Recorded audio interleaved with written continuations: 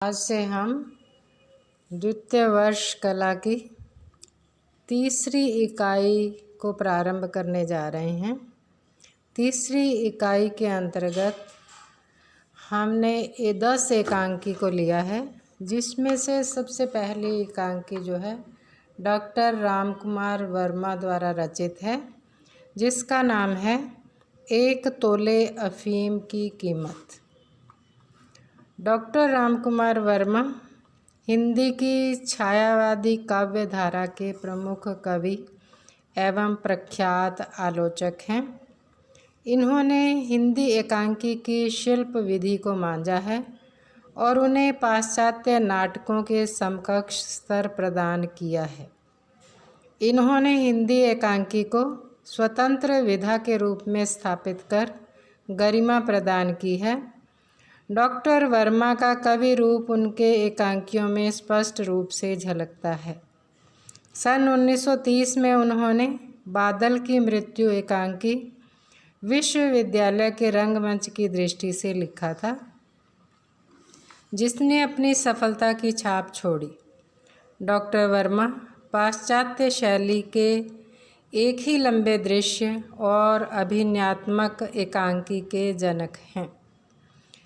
उनके प्रमुख एकांकी हैं पृथ्वीराज की आँखें, चारू मित्रा, रेशमी टाई, सप्त किरण, कौमुदी महोत्सव, दीपदान, रजत रश्मि, रिमझिम, विभूति और मयूरपंख।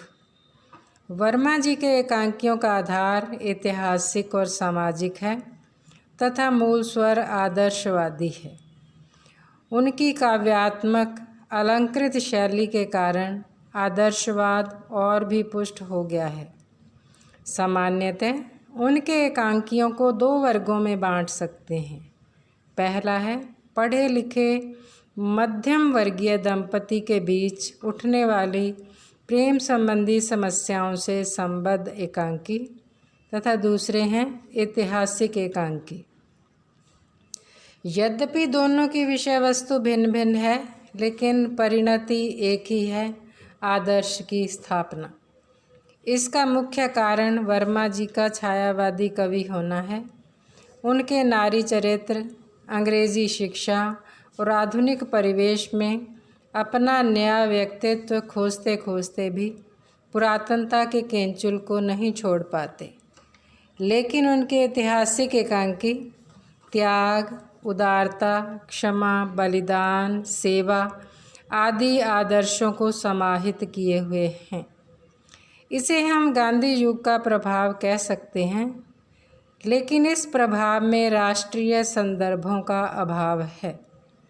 आरंभ, कौतूहल, संकलनत्रय, चरम सीमा आदि वर्मा जी के एकांकियों में देखे जा सकते हैं। आपकी रंग सूचनाएं विस्तृत, व्यापक और चित्रमय होती हैं। उपक्रम और उपसंहार आपके शिल्प के नए प्रयोग हैं। ये तो है डॉक्टर रामकुमार वर्मा का परिचय और उनके द्वारा रचित रचनाओं का परिचय। अब हम 1 तोला अफीम की कीमत इस एकांकी का सार देखेंगे।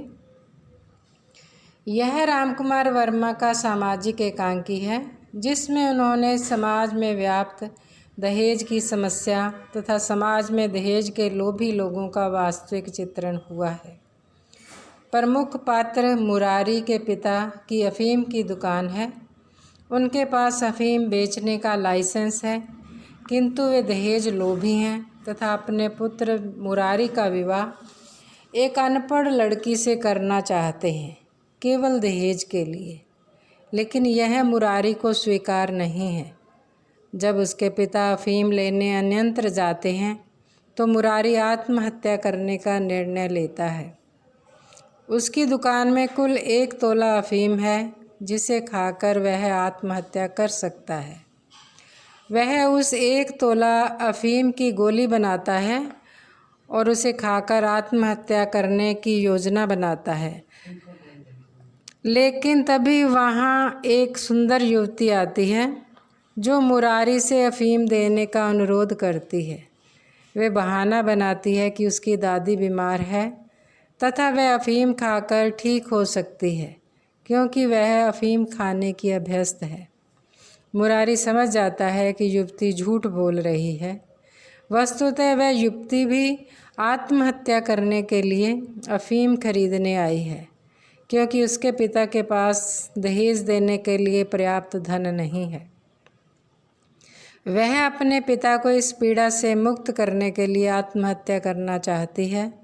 वह मुरारी को अपनी मंशा बता देती है।